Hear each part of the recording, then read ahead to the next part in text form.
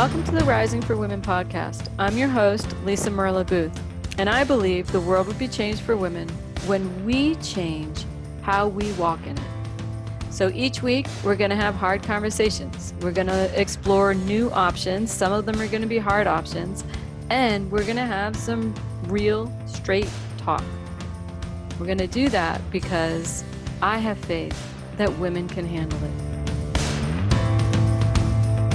Welcome, everybody, to episode 1 of the Rising for Women podcast.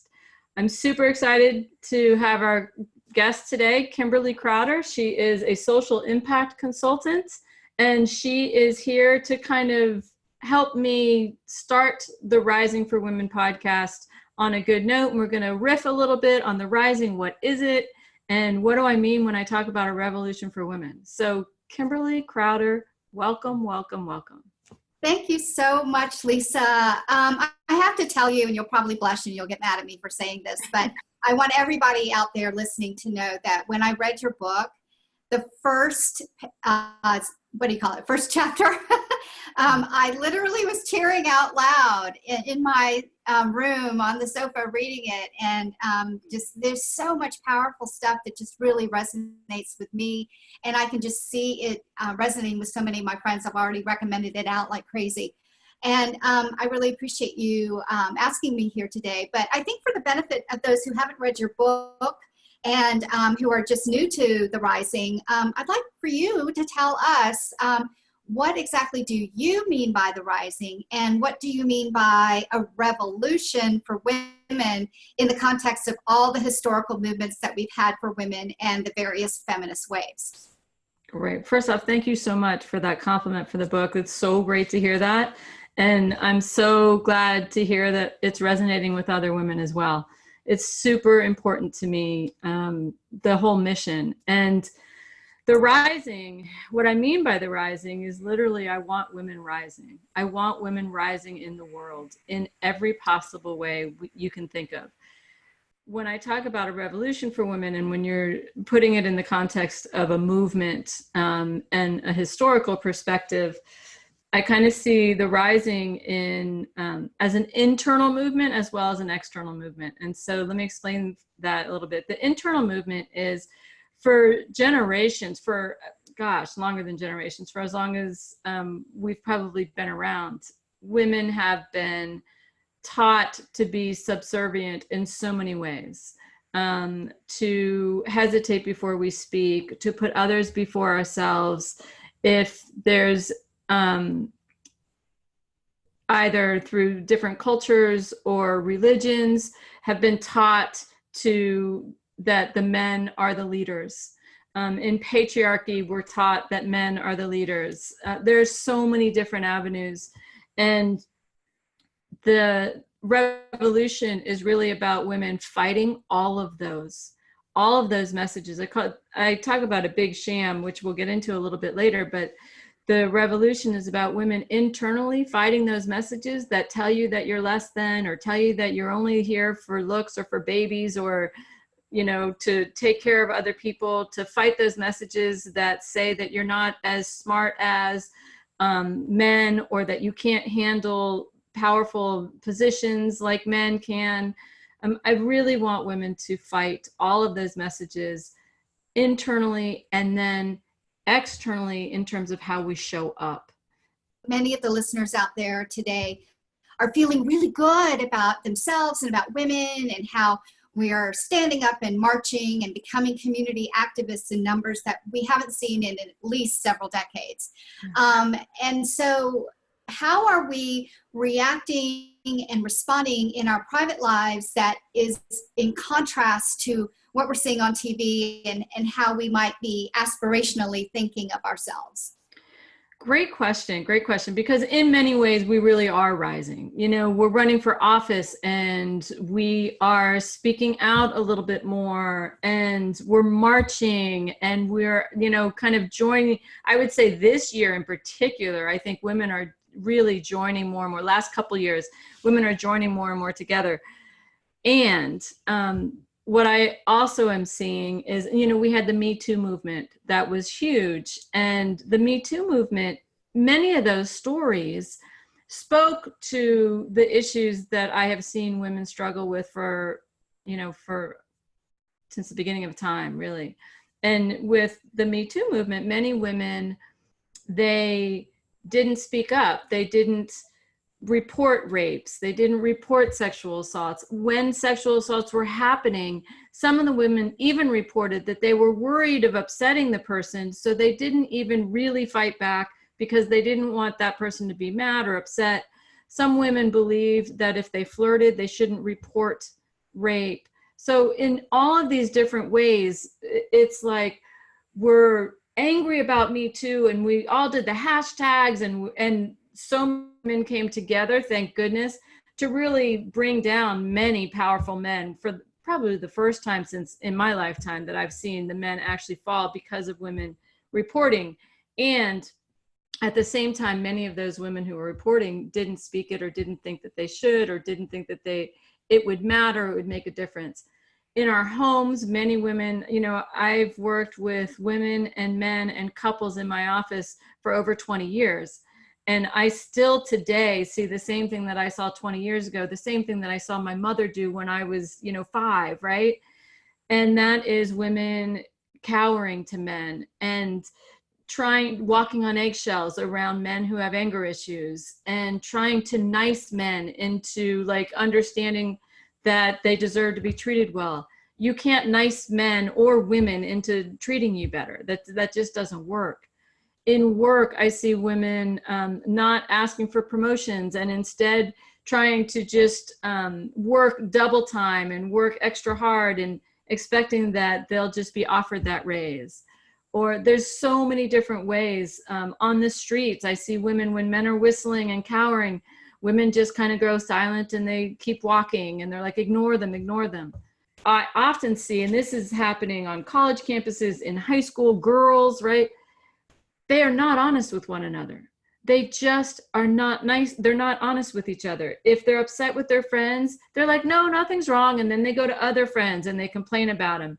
And they carry this into our age. And our age does the same thing. Do you want to go to a movie? No, I'm not feeling well. It's not that they're not feeling well. It's that they don't want to go, or they're mad, or something's happening. And women are not having direct conversations. They're not having it with men. That comes from, Lisa, that certainly resonates in my life. And I've seen so many of my friends do that even now in our middle ages,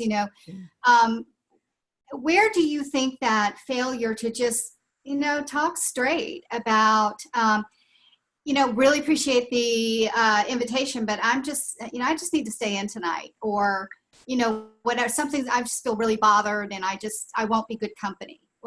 Why is that a difficult conversation to have even with our girlfriends? I think socialization.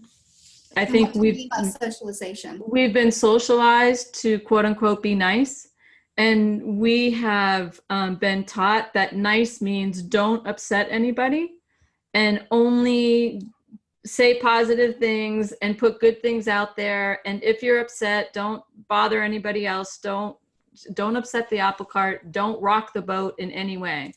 And so we have really trained ourselves to not be honest. And how is that exactly hurting us? The old white lie or whatever, or maybe you just don't want people to ask you what's wrong with you. In what way are we hurting ourselves by letting this, I think you call it gender socialization, affect us and repress us in our daily interactions, not just with women, but with men, like at work and so forth? Can you talk to us about that? Well, so first off, gender socialization from the beginning, when you are taught to be nice, not upset people, don't hurt anybody's feelings, put others before yourself, what happens is you start ignoring you, right? You start ignoring what's really bothering you. You start, all these little things that are annoying you, you brush it off, you brush it off, you brush it off. But then it comes back through resentment. It comes back through anger. Women often will, they internalize their pains and their upsets. So it turns into depression. It can turn into cancer.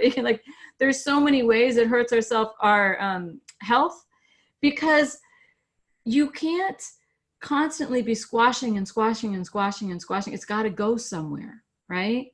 And so in our relationships, it comes out sideways. In our friendships, it comes out petty, and we start bad mouthing each other and gossiping about each other and then we know if we're doing it, others around us are doing it, then we start feeling insecure within ourselves and in the presence of others. And it just rocks our foundation. And let me just add to that. You know, I talk about the big sham. Gender socialization is just one aspect of the big sham. When you add on top of gender socialization, patriarchy and misogyny, it's like the world's against us in some way, like, you know. And so with all these messages coming at us, patriarchy is that men are more important and men run the show and men should be the ones who are making decisions. We start to doubt our strength. We start to doubt our power. We start to doubt our wisdom. We start looking to others for answers we have in our, you know, in ourselves. We start looking to men to lead us, to help us, to save us. When you have misogyny, misogyny is about the hatred of women, basically, and it's seeing females in a negative light.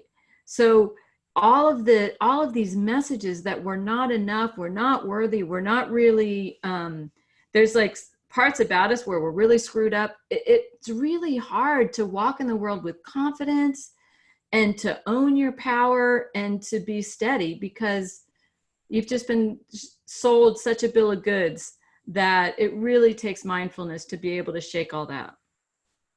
So let's talk about ways that, I mean, we all know that anybody who's stood up out loud as a feminist, we all know that we've been working against patriarchy and misogyny.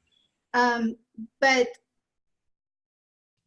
there's our public face, and then there's how we live on the inside. And I think there are so many women who put out in the world this public face of strength and wisdom and pride in terms of her own accomplishments and her own strength in maybe in the professional world or amongst her other girlfriends. Yeah. But when it comes to home, like with parents or partners, and this is, you know, gender neutral, you know, could be, you know, this is not just cisgender relationships. Right.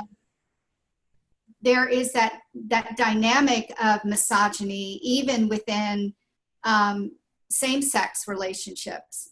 Can you talk to us a little bit more about that dichotomy between the public and the private personas? So there's kind of two different questions when you were talking about what you were just saying. So one, it sounds like you're asking the private and public persona, and then also that even within homosexual relationships, that there's still a power differential and there's still that kind of misogyny happening, right? Mm-hmm. So let's break that up. Okay. The difference between what you present out in the world and what you're feeling internal, I would say that every human being, male and female alike, of all ages, are going to struggle with that. That it's the human condition to have moments of insecurity and moments of self-doubt and moments of like, oh my gosh, what am I doing?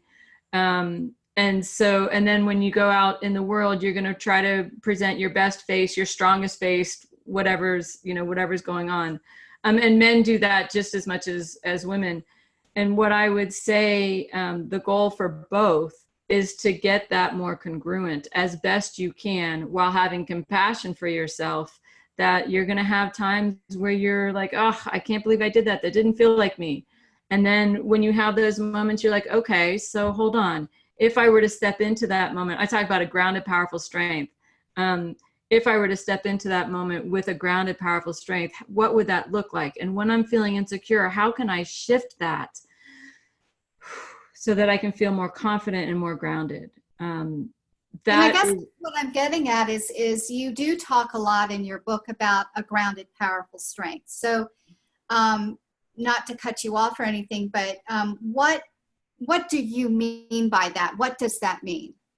So a grounded, powerful strength is, so first off, our world very much runs on a power over paradigm. And a power over paradigm, we confuse power with aggression and standing up for ourselves with stepping on others. And that power over aggression, power over model and power over paradigm is happening everywhere you look. Whether you're talking about politics, you're talking about the leader of the country who's tweeting and attacking people, you're talking about Democrats who are attacking people, Republicans who are attacking people, teachers, mass shooters, whatever. It's about moving in power over. You're not listening to me. You're not agreeing with me. And so what I'm going to do is I'm going to make you listen. I'm going to make you agree, and I'm going to show you who's boss. And that we have confused that aggression with power. That's not power. That often stems from fear and weakness, right? A grounded, powerful strength is about power from within. I do not need to slam you to the ground, right? What I need to do is I need to stand my ground, right? And so power from within is about having the strength to stand up for yourself when you need to, while also having compassion for the humanity of the person on the other side of you in how you stand up. So I'm going to stand up for myself if anybody's harming me or hurting me or putting me at risk. And the way I'm going to stand up, I'm going to do that while honoring your humanity. I'm not, just because I have a saying, the poor behavior of somebody else is not a green light for my own. So if you call me a jerk, an idiot, or whatever, that doesn't give me the right to call you a jerk or an idiot. It does give me the right to set a limit, to stand my ground, to walk away, to stop that behavior however I can. But it doesn't give me the right to harm you in any way or attack you. And when I say stop that behavior however I can, it's a verbal attack. I don't have the right to slap you. I don't have the right to slam you down. I do, and I can't stop you from speaking to me a certain way. What I can do is stop myself from standing there and taking it. So I can set a limit, and I'm going to say, if you want to have this conversation, you need to lower your tone. And if you call me a name one more time, this conversation's over and I'm walking away. And then you decide what you're going to do. With a grounded, powerful strength, the bottom line rule is do no harm. Do no harm to others, and allow others to do no harm to you. Period. End of story. That is so hard. And let me give you an example of what I did and did not do this weekend.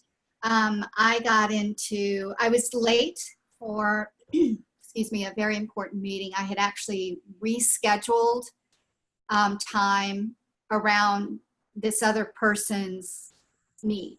Yeah. And they did not follow through, and I was still late. And so I had already inconvenienced a group of people. Yeah. So I was feeling bad about that. And this person has a tendency to just not have courtesy and not have consideration. Mm-hmm. And when I saw this person, I was telling myself, okay, I'm just going to say, I don't appreciate you making me late after that. I was going to try to be calm and cool and collected and grounded and all this other stuff. And I completely lost it. Yeah. And then we got into this verbal, knockdown, drag out. It was really ugly.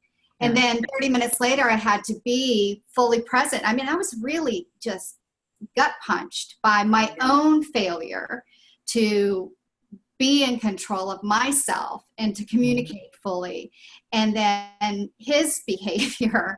And I was really sick to my stomach, and I got to my meeting, and here I had to be, fully grounded and be confident and so forth. And be in a condition where people were pushing back to me saying, I don't understand what you're saying, or could we say it this way, or could we do, we were rolling up our sleeves and doing some workshop work. Yeah. And so their criticisms did not bother me. But in the other context, 45 minutes before, I was like a crazy person. Yeah. And, we were just battling, yelling, saying terrible things. It wasn't good. Right. It's super hard. And there are going to be times when that's going to happen. Right. And so if you can think about it in the moment, like if you're aware, you're like really off in the moment. Um, a quick tip. One is pause. Like first off, close your mouth, just stop. Just stop. If you can, and it's, Have you met me, Lisa? That's not no. easy to Well, do. it's funny because honestly, it's easier to not open your mouth in the first place than it is to pause once you've opened it, as you know, right? But if you can just think, I just need to close my mouth right now, and that's the best for just a second. If what you want to do is you want to slow down the room, right? So you can take a deep breath in front of this person, like he's yelling and you're yelling, and then as soon as you catch it, you're just like,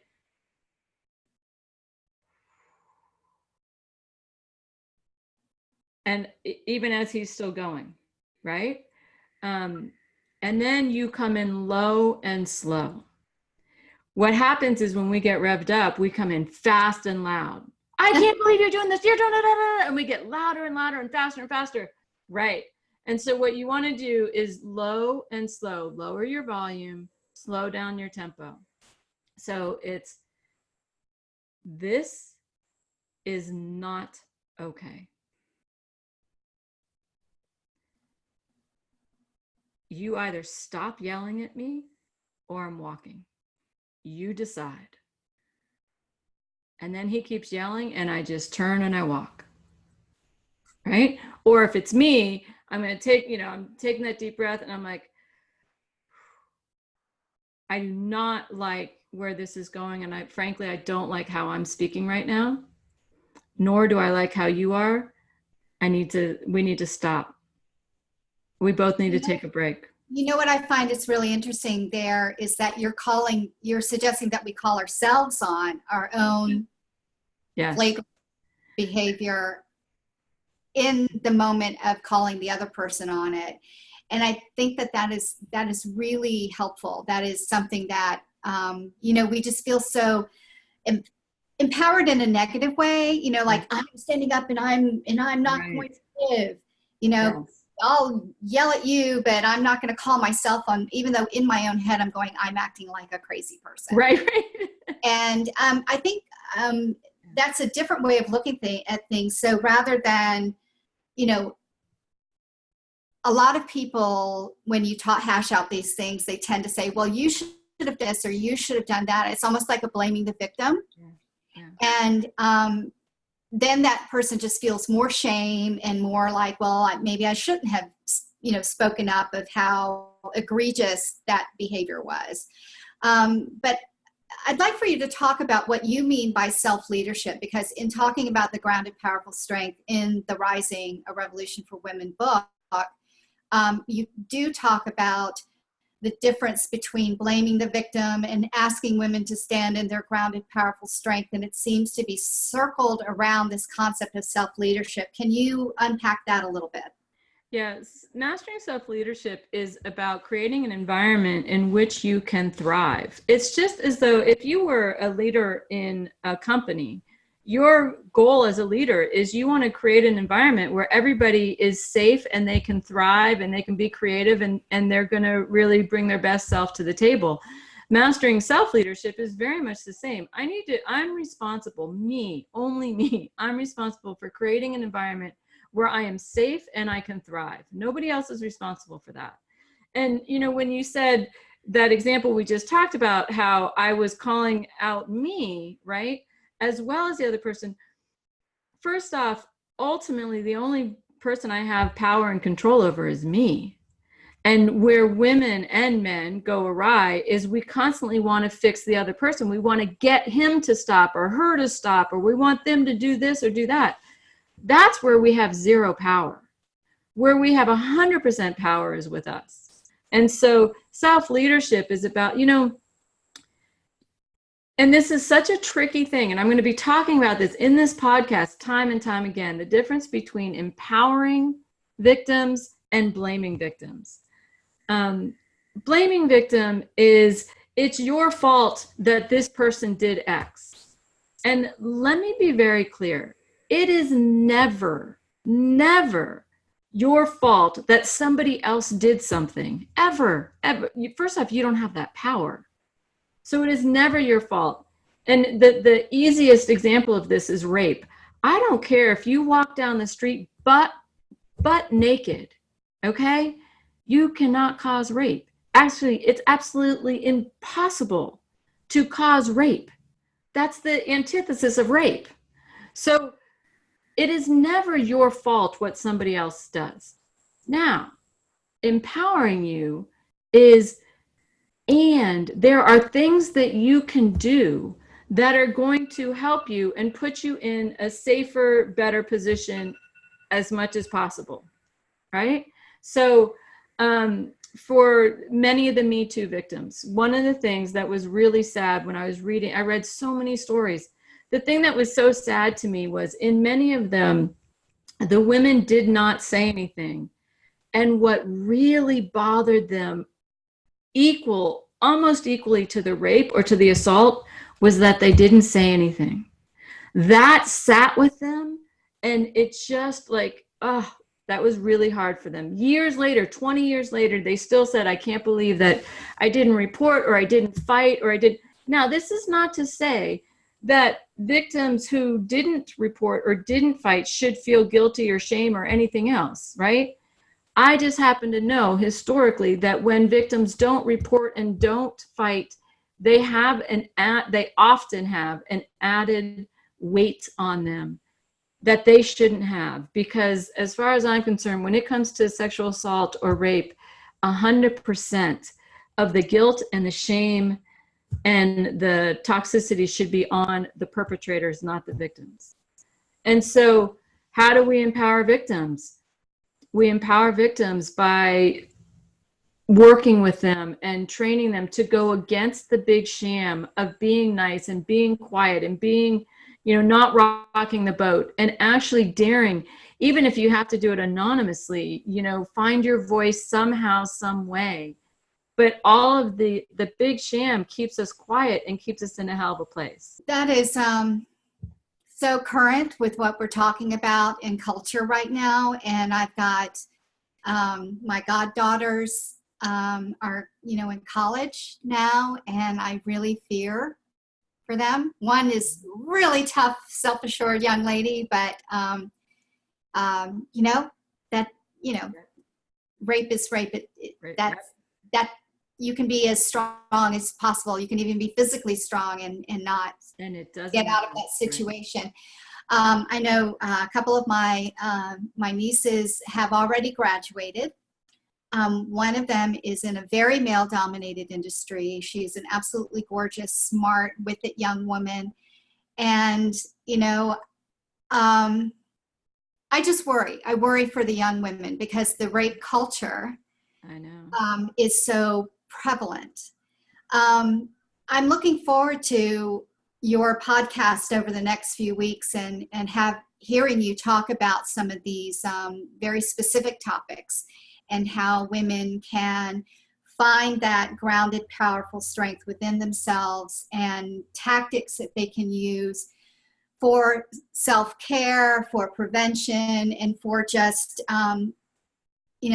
standing strong and confident in their daily lives while we march and while we do the other wonderful things that women are coalescing to do. So I want to add one piece, so I'm talking about sexual assault and rape. That's kind of one thing, but an everyday life thing where women need to be empowered versus playing the victim is, often in marriages. For example, if they have a husband who's a rager or a husband who, gives them the silent treatment for a week, and sometimes these women come into my office and they're so fearful of these men, not that they're going to get hit. There's no domestic violence happening, but they don't want him to be mad. They don't want him to be angry. So the difference between, they're not setting these men off. They're not making them, explode. They're not making their husbands angry.